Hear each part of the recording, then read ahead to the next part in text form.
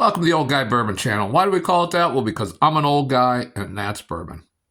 And before we get into the review today, please like, subscribe, share, ring the notification bell, comment. You know the drill. Okay, today we're reviewing Russell's Reserve Single Barrel. Now this one has a mash bill as all the Wild Turkey products, and this is a Wild Turkey product. They only have the one mash bill, 75% corn, 13% rye, and 12% malted barley. Now, this particular example is $55 in Pennsylvania. It's 110 proof, and it's non-chill filtered. Still filtered, just non-chill filtered. So the chill filtration takes the most flavor out of the way of the different filtering processes. These are still filtered. Your non-filtered examples are much rarer because the common person drinking bourbon, if they put a bourbon over rocks or, they chill it in the freezer or the fridge or whatever, they like a chilled bourbon because it takes away a lot of the alcohol burn, the ethanol flavor. And so when it's not filtered at all, you can get some cloudiness and people think it's like maybe gone bad or something. So that's why everything's pretty much filtered in some way. But non-chill filtered is, even though it's still filtered, it's one of the better filtration processes of being non-chilled, if that makes any sense. Sometimes I don't even know what I'm talking about. Anyway, that's about that on that. We're going to get into the color of this thing.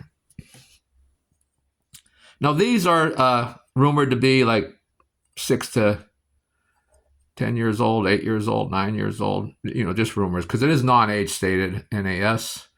So, the age of these is just a guess. But there's some age on this, you would think, because it's a very deep color there, probably copper, deep amber. I'm a little colorblind, so you can make your own judgments on that. Let me get into the nose. It's not a weak nose. You don't have to get in real deep here. And on a lot of Wild Turkey products, I'll get some cherry. I'll get some cherry on the nose and on the palate usually.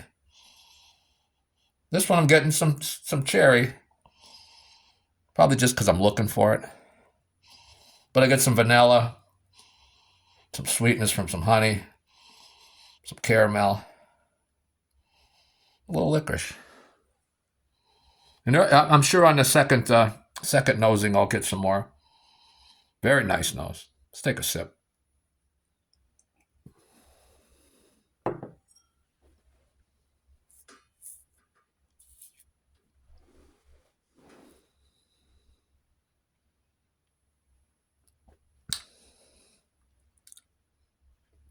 Now, the first sip of the day, usually get a lot of ethanol comes through. And this is 110 proof. That first sip, there's some ethanol there, but no way would I guess that's 110 proof. Very, very nice drinking for the proof point. The rye spice comes through kind of right out front. Then the vanilla, cherry, some citrus, some oak from the barrel. Let's take another nose here. Get that color again. Leave what the heck was that? Leave a comment on what color you would call that, because I'm torn between, deep dark copper or maybe an amber, and again I have troubles with my colors. Usually a really solid color I'm good at, but once I get into shades of things, then I have some issues. But leave a comment. Tell me what color you think that is. Now again, on the nose, very pleasant nose. Maybe a little bit of ethanol comes through on that nose, But again, on the nose and on that palate that first time, I would have never went with 110 proof, and I still wouldn't, but I know it is 110 proof. It's on the label, it's not a lie. Again, those same notes, the caramel, the honey, a little licorice, cherry, some vanilla. But now, searching a little deeper, maybe a little apple, and just a slight amount of cinnamon on the nose. Let's take that second sip.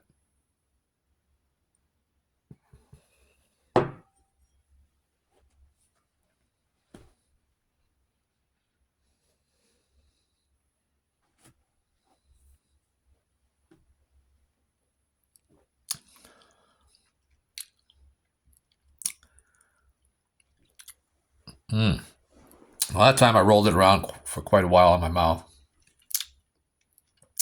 Now I'm getting a little ethanol in there now. Still not 110 proof, but after holding it in my mouth for a while, rolling it around, definitely pick up some of the ethanol. The rye spice, it basically, and I don't want to say it attacks the tongue, but it does, but it's not overwhelming. Like, whoa, that's a lot of rye spice. It isn't like overwhelming rye spice, but it's definitely all over the tongue. Like, there's rye spice there. If that makes any sense, it's like a mild rye spice, but very, very heavy on the tongue. If that makes any sense, I'm not explaining it well, but very tasty. The vanilla comes through. Again, that cherry, the citrus. Now the oak, it still isn't real present, but it's a little stronger on the oak there. Maybe a little leather. A little bit of a tobacco note now. I'm going to do a third nosing. And I certainly, again, this is $55 in Pennsylvania. And it's a Wild Turkey product. And as I always say, one of my go-to Wild Turkey products in that price range is, of course, what is it? The Rare Breed. Right? The Rare Breed's $50. This is the same price as the, the American Kentucky Spirit. American Spirit, I think that's a cigarette. Kentucky Spirit, same price. Now, how does this stand up to the Rare Breed? I would have to do a side-by-side. Maybe in the future I will do that. I can't. Just from memory, I do like this. I would still say probably the Rare Breed for $5 less is still the better purchase, but I think this one has enough of a flavor difference on the pellet that it's worth the $5, just to get that different nuance to it. Again, that nose, things aren't going away on the nose. The caramel's still there, the honey's still there, the licorice is there, the cherry's there, the vanilla's there. Get some apple. Maybe a little pear. Some of that cinnamon still. Let's take another sip there.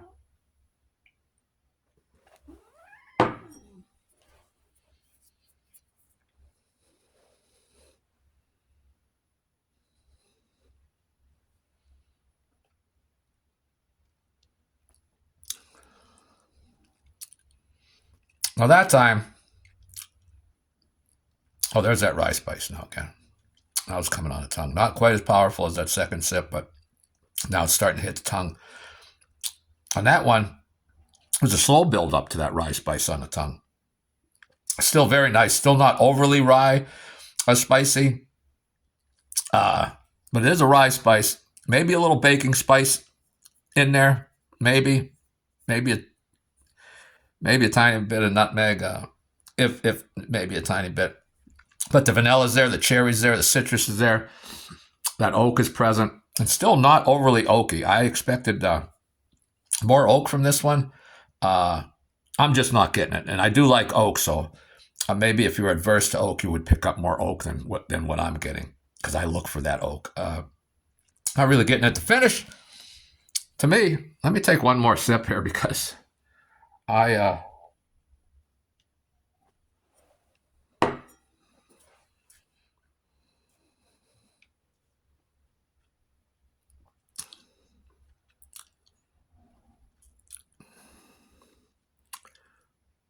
yeah, the finish.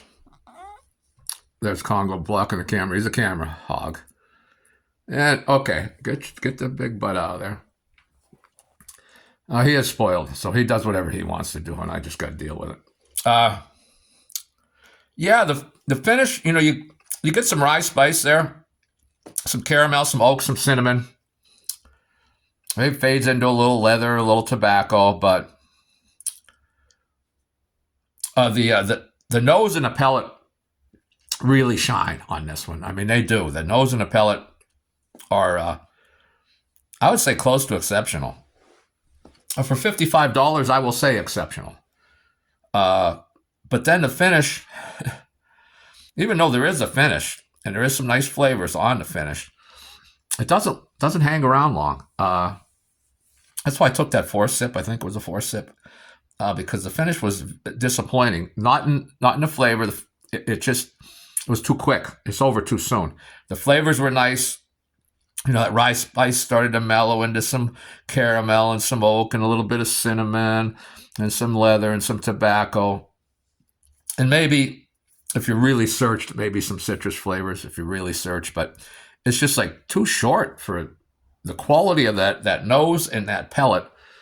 Or the finish is disappointing, at least to me. And everybody's palate's different, and every single barrel is different. So,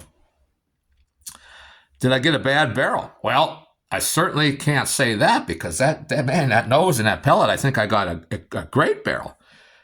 But then on the finish, not so great. So, and here's the thing: it's like, if you get a single barrel and the nose is okay and the pellet's okay, but the finish is exceptional, I don't know which would you prefer. I wouldn't want that, but I'm always disappointed when the finish disappoints me, and this finish disappoints me. I would try it again at $55. I mean, just that it drinks so smooth. It's what the kids would call, I think, crushable. It's crushable. The nose is great. The pellet's great. The finish is nice, just short. You might even say the finish is great. It's just short. And so, boy, you want another drink and you don't notice all that alcohol. So I think that's what the kids call crushable. So it is a crushable bourbon. I'm a little disappointed in the finish, but $55 in today's bourbon market, and the pricing in today's bourbon market. 10 years ago, I would have said, hey, it ain't worth $55, but today's market, it's like everything's $55, $55.